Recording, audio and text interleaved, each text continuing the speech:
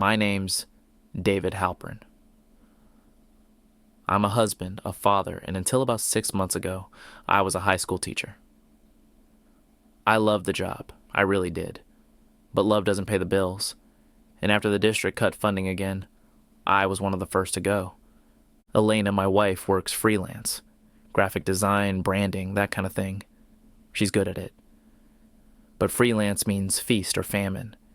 And lately, it had been a lot more famine. We have a son, Micah. He's 7. He's a bright kid. Curious, sensitive, and quieter than most. He was starting to pick up on the tension in the apartment.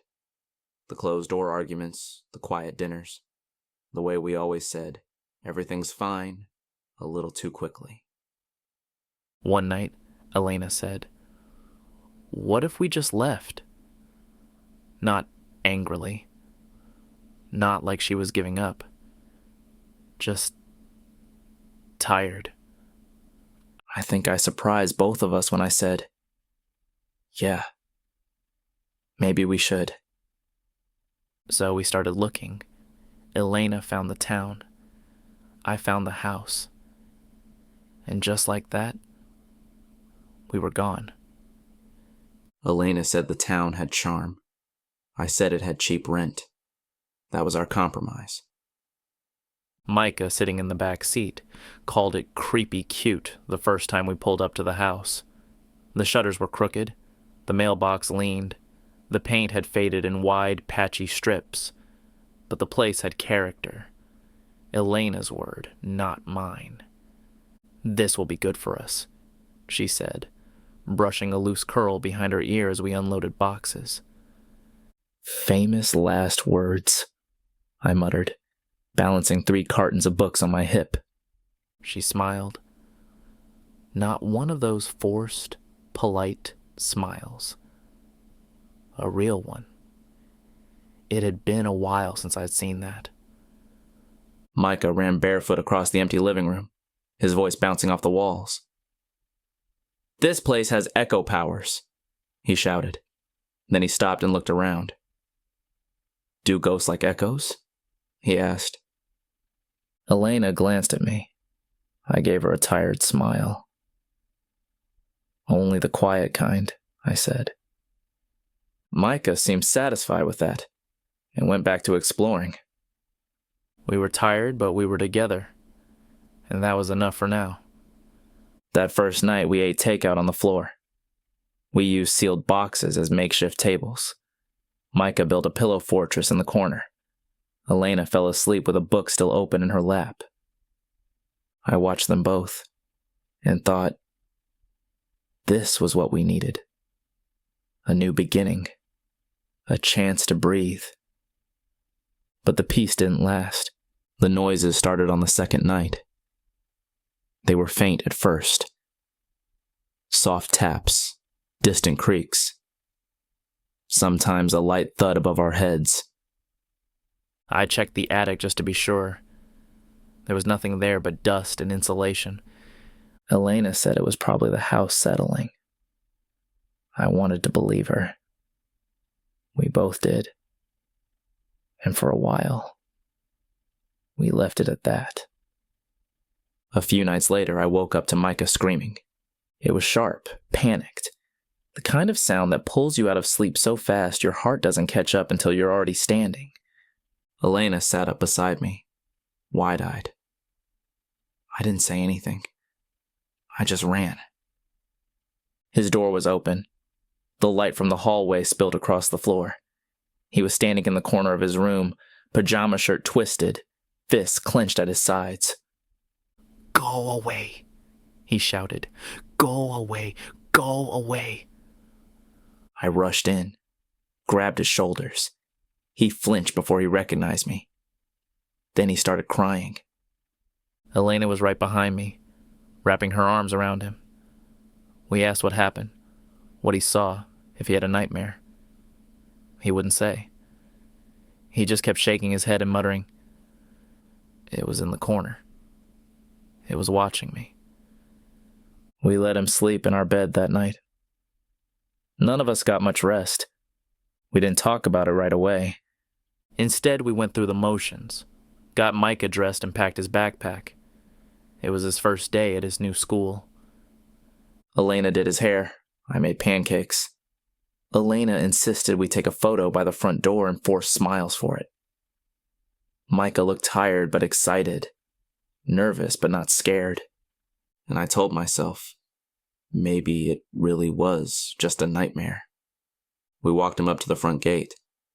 The school was small, quiet, tucked between rows of tall pines and old brick buildings.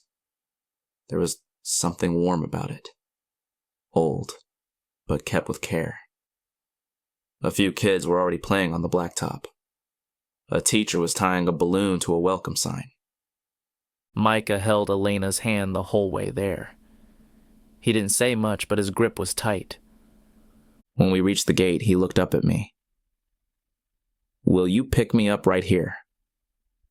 "Right here," I said. 3:00. He nodded once, then turned to Elena. "Will you come too?" She knelt and smiled. "Wouldn't miss it." We watched him walk in, backpack bouncing, shoulders a little too stiff. He stopped once to look back. I waved. He didn't wave back, but he kept walking. For a while, we just stood there, watching the doors like they might open again. Elena slipped her hand into mine. "Do you think he's okay?" I took a breath. "I think he will to be." We walked home in silence. Not because we were drained, but because we felt steady, like we had done something right. Elena gave me a look.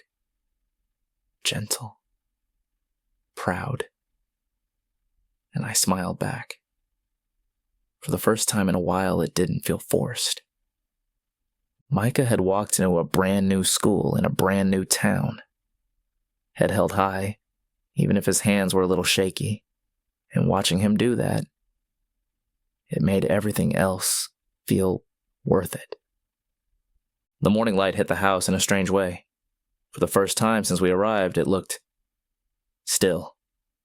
And for a moment, I paused, because something felt wrong. Not loud or obvious, but enough to set the hairs on my arms upright. The front door creaked more than usual when I pushed it open. The house felt colder than when we left, like it had exhaled and never breathed back in. We stepped inside. At first, everything looked normal. The couch was where we left it, dishes still drying in the rack. But something felt shifted. Elena walked past me into the hallway, then froze. "David," she said, not loud but sharp. I followed her gaze. Micah's toys were in the middle of the hallway rug. They weren't scattered or dumped. They were set up. His action figures, plush animals, and a few building blocks, all positioned carefully. And every single one of them was looking right at us. I froze. Elena stood just behind me.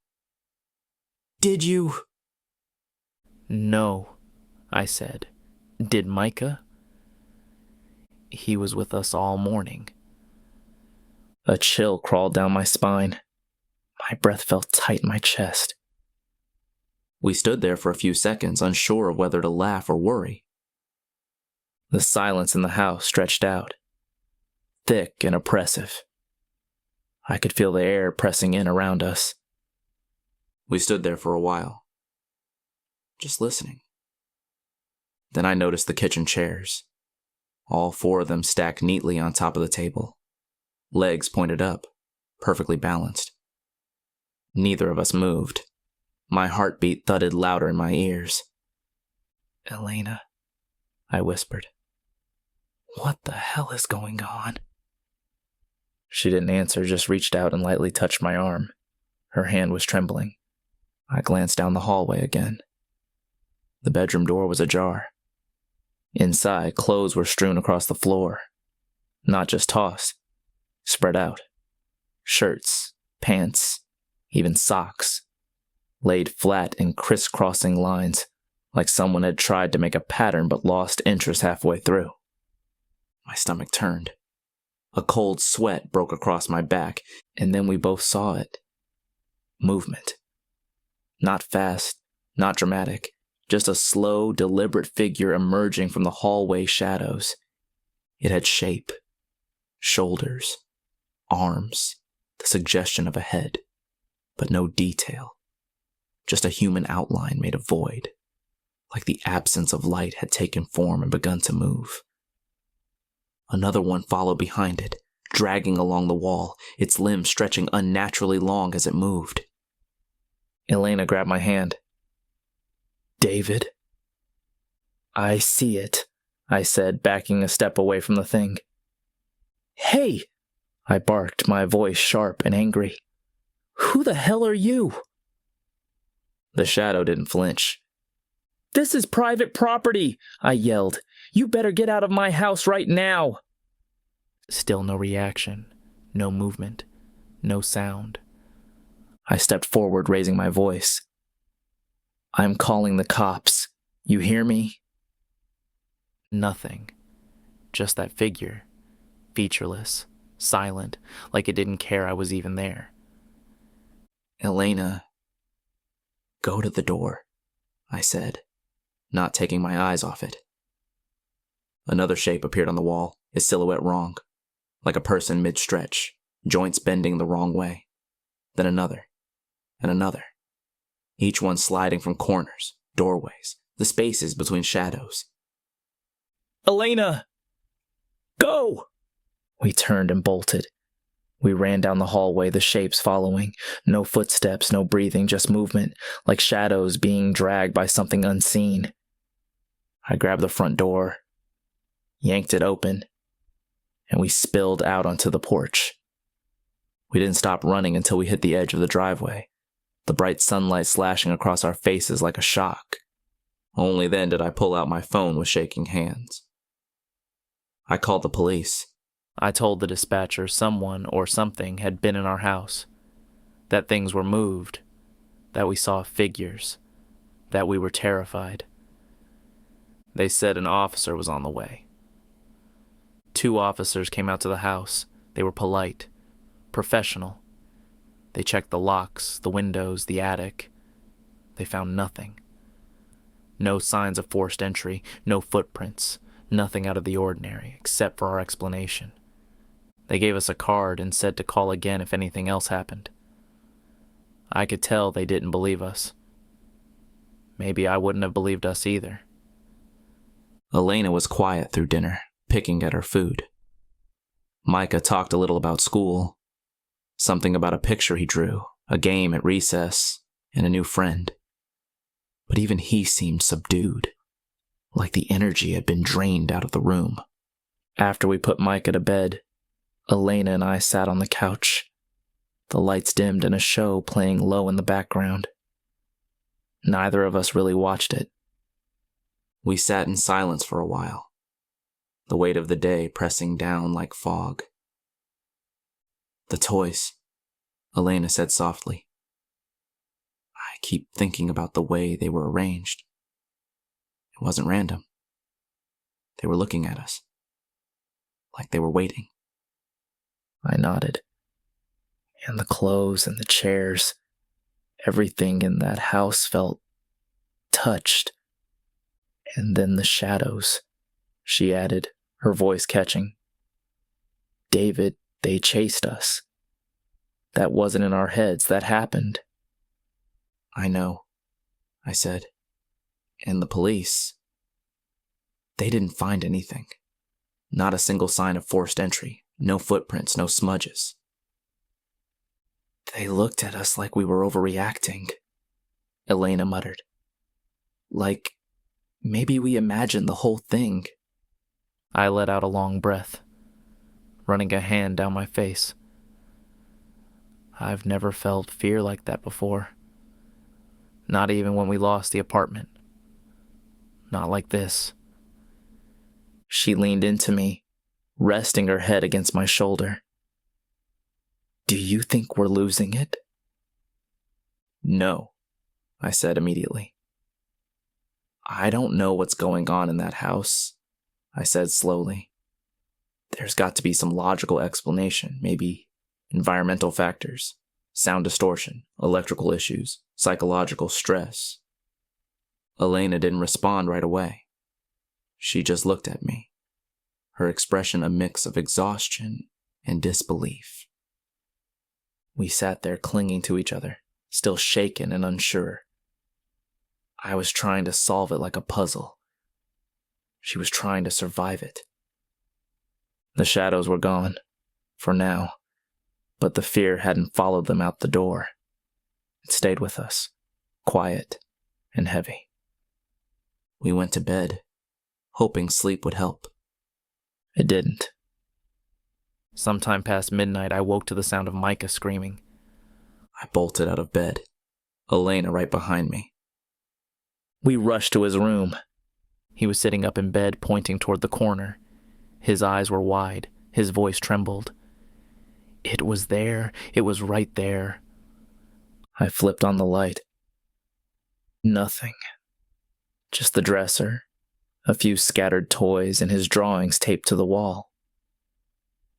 Buddy, I said gently, moving to his side. What did you see? He looked at me, then at Elena, then back to the corner. It was a shadow, but it moved. He clutched at his blanket. It told me to be quiet. Elena sat beside him, wrapping an arm around his shoulders.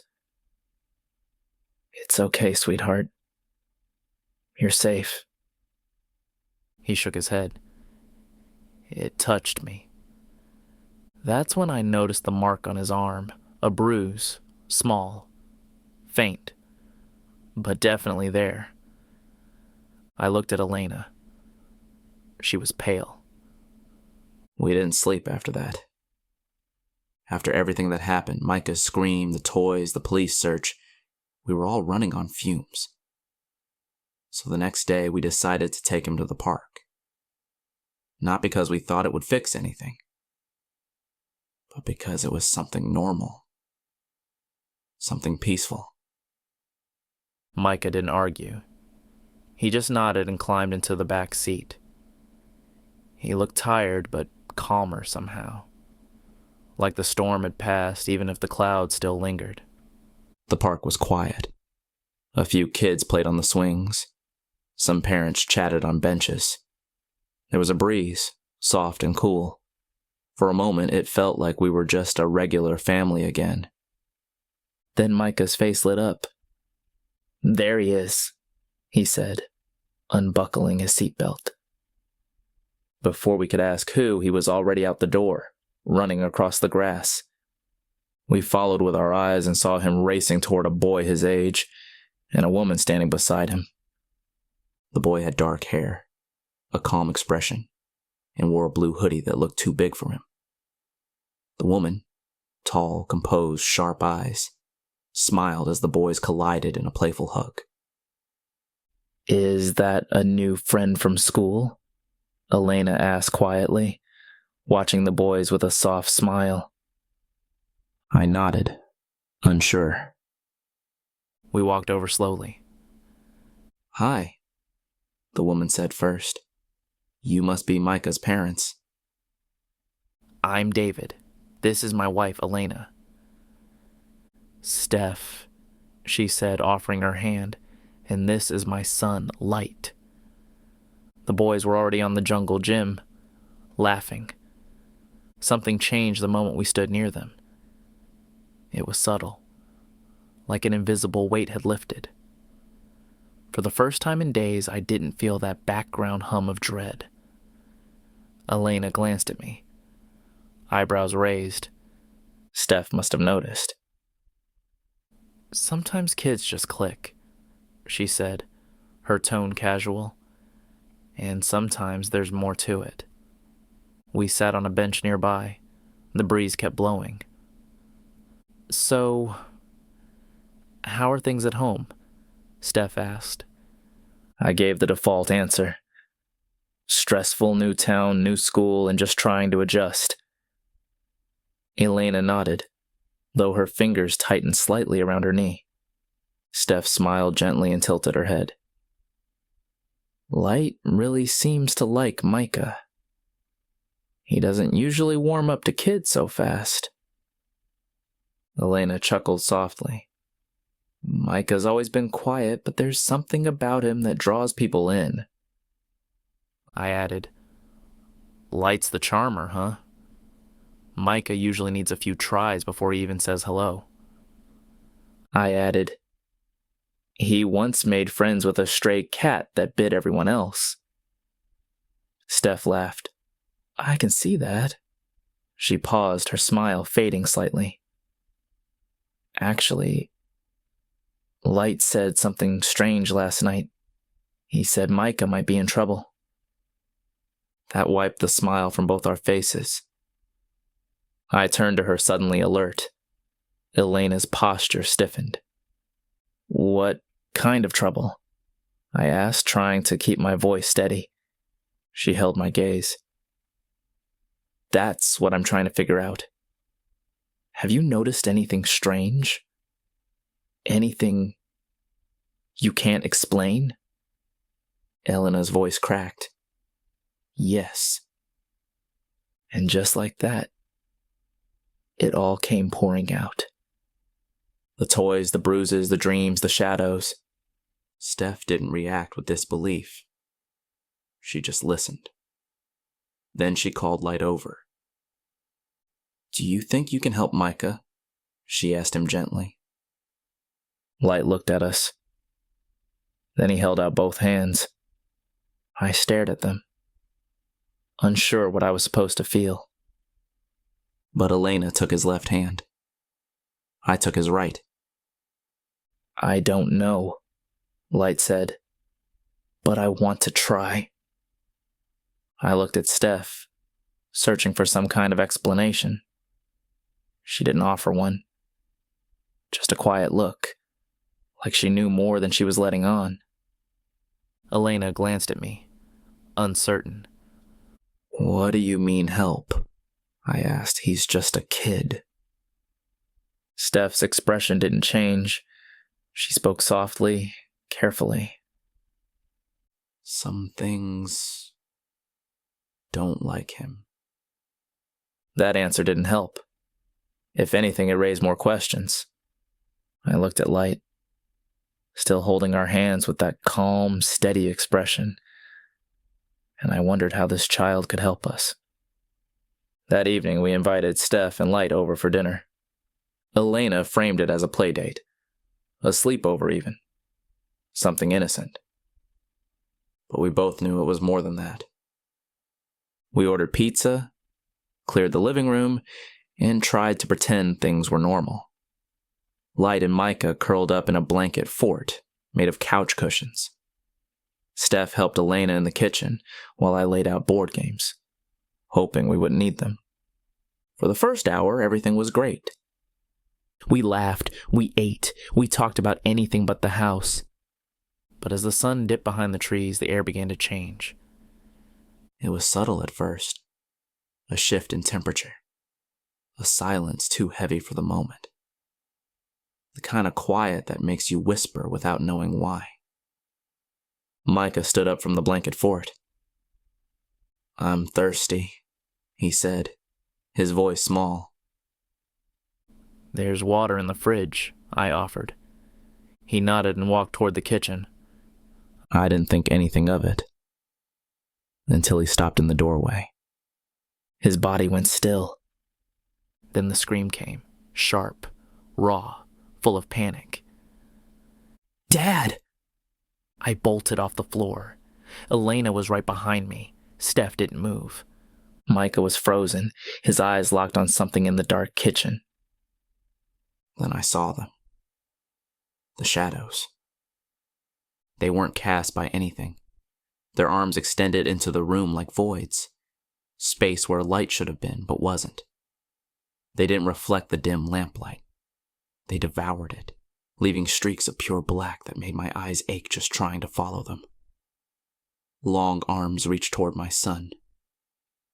And then, just as suddenly, Those arms disintegrated, like mist burning away in sunlight. Light stood behind Micah, his small hand extended. Micah turned, grabbed it without hesitation. Light walked him back to the living room like it was the most natural thing in the world. Steph smiled softly as they sat on the couch. My heart pounded in my chest. Elena clutched my arm, her knuckles white. "What the hell just happened?" I whispered, my voice shaky. Elena didn't answer right away. She just stared at Steph. Steph met our eyes, calm but tired. "I'm not exactly sure," she said, her voice even. "But some things, they don't like him." Elena blinked. "What does that mean?" Steph looked at Light, who sat quietly beside Micah. "It means he's different. And I trust him." Then Light stood. He stepped to the center of the room. The shadows came back.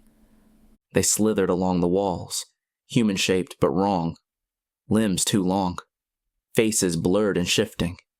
They stretched toward Light, clawed fingers reaching, only to flinch and recoil, hissing like something burned them. Light didn't move. He just watched. And when the shadows tried again, he moved fast, darting toward the edge of the room, swatting at them with his hands. The shadows raced across the floor in long, fluid slithers. They avoided Light entirely, as if repelled by his presence, and instead veered sharply toward us. "Elena, move," I shouted. But we were already backing into the corner, too slow. Dark tendrils lashed out. One wrapped around her ankle, the other coiled around my chest. It felt cold, but more than that. It felt hungry, like it was drawing something from us. And as it touched us, it grew. The tendrils thickened. The shadows behind them expanded, stretching unnaturally, as if feeding off our panic. I shouted. Words I don't even remember. Threats. Pleas. "Get out of my house. I'll call the cops. Let go of her." They didn't care. My voice echoed uselessly, swallowed by the dark. The fear built in my chest like a vice. And then Light screamed. The sound was pure. Fierce, and for a moment he glowed, just a shimmer like sunlight through fog. Every shadow stopped. Then vanished. Gone. The room was still.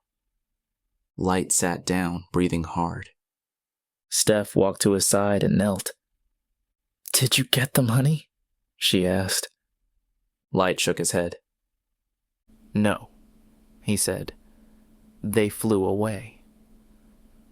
Then he turned to us with a look of confusion on his face. "You don't like me?" Elena looked at me, confused. I felt the same. "What does that mean?" I asked. Steph touched Light's shoulder. "I don't know," she said, honest and quiet. The rest of the night was somber, and we all eventually drifted asleep. All 5 of us in the living room, wrapped in blankets, nestled on couches and cushions. No shadows came. And for the first time since we moved in, we slept peacefully. The next morning, I woke up to the smell of toast and the sound of quiet laughter. Elena was already in the kitchen, flipping pancakes with Steph while the boys played on the rug. Light was showing Micah how to fold a paper airplane. Slow, patient, like he'd done it 100 times before. Micah's face lit up when it soared across the room. It felt like a dream. Quiet and normal. We all ate breakfast together around the coffee table, still wrapped in blankets from the night before. No one mentioned the shadows. Not yet. When the plates were cleared, Steph sat forward. "I've been thinking," she said. about what happened last night. Elena nodded slowly. So have we. I looked at Light, who was now drawing something with mica, stick figures and strange shapes that didn't quite look like people. What did he mean? I asked. When he said we don't like him? Steph exhaled, then gave us a look that was part thoughtful, part uncertain. I don't really know, she said, but I've noticed something. When people believe in him, when they want him to succeed, he seems stronger, brighter. Like Tinkerbell? Elena offered, skeptical. Steph smiled. Not exactly, but maybe close. I leaned back, crossing my arms.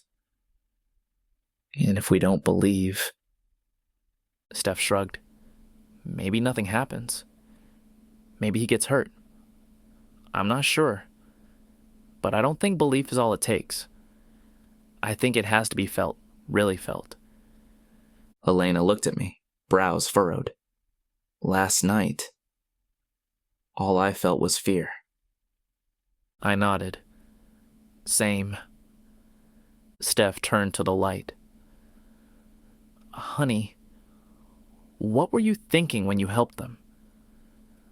Light looked up, his eyes curious.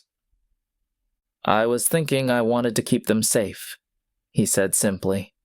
He paused, then added, but I couldn't feel them.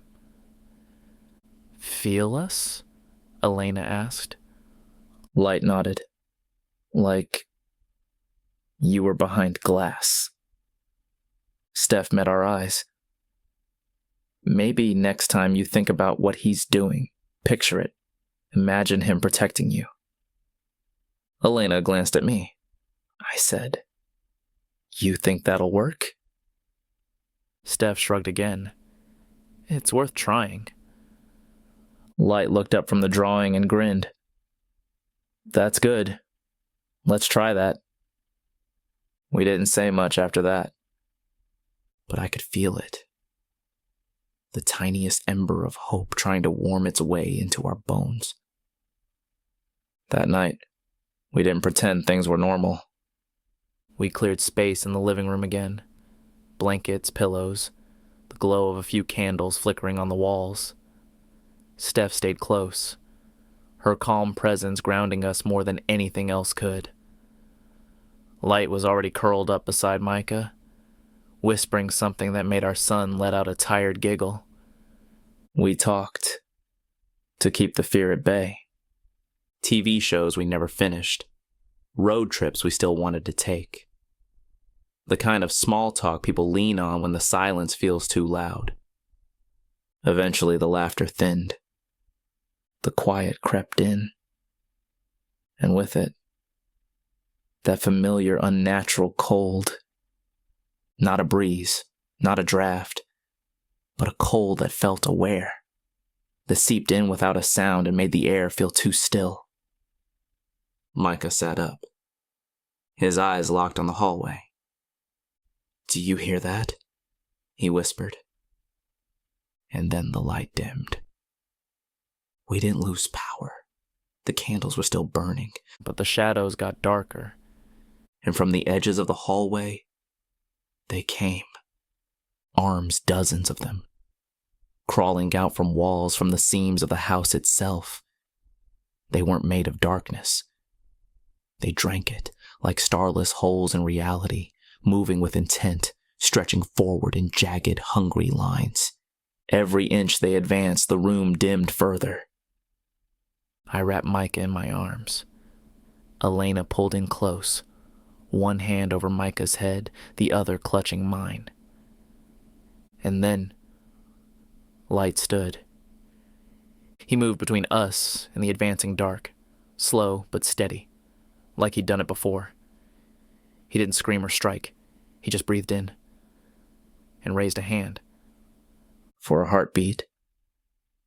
Nothing. Then warmth bloomed, a gentle pulse, soft but radiant, like an ember catching air. The shadow arms jerked back as if burned. They twisted and writhed, shriveling away from him without a sound, clawing backward as though his presence alone was poison. Steph stepped up beside her son, hand on his shoulder. "You've got this, honey," she said softly.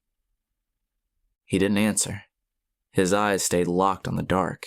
And we believed. Not because we understood, but because we had nothing else left. We imagined him glowing. We needed him to glow. And something shifted. Light's breath caught. "I feel you," he whispered. Then he ran, straight into the arms of the void. Time stopped. Or maybe it just felt that way.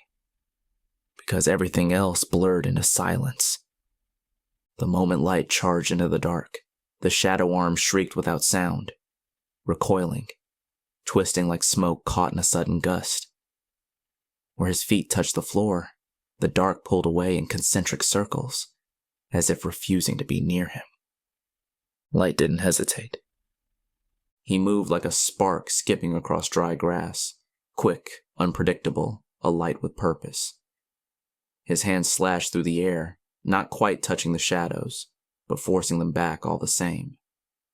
Every motion left behind a ripple of golden warmth, faint and flickering candlelight behind frosted glass. One of the shadows lunged, its arm stretched impossibly far, a void made solid, reaching for Micah with hungry intent. I shouted. Elena screamed. Light turned, eyes sharp. His body moved faster than we could follow, and with a single swipe of his hand, the shadow arm shattered into mist. The rest of the darkness recoiled violently, bunching together at the corners of the ceiling and walls like a storm gathering its strength. "Behind you!" Steph called. Another arm emerged from the floorboards, reaching for Light's ankle. He jumped, twisted midair, and clapped. A wave of warmth burst out from him, expanding like a pulse. It wasn't fire, but it felt alive. The shadow arms screamed as they were peeled from the room, dragged away by an unseen force.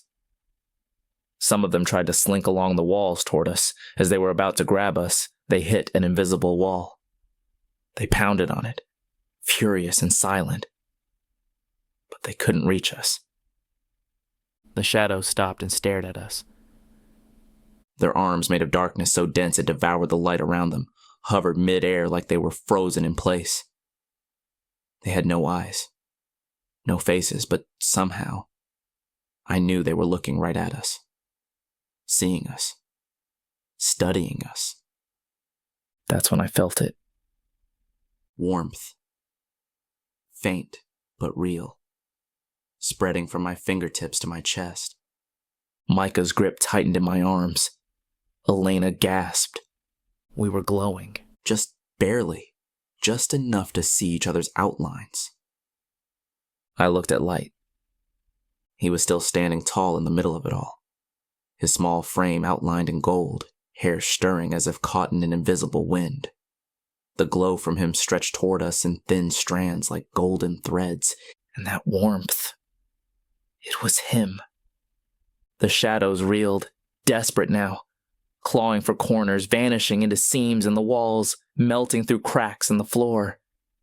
Light held his ground, arms wide like he was daring them to return. None of them did.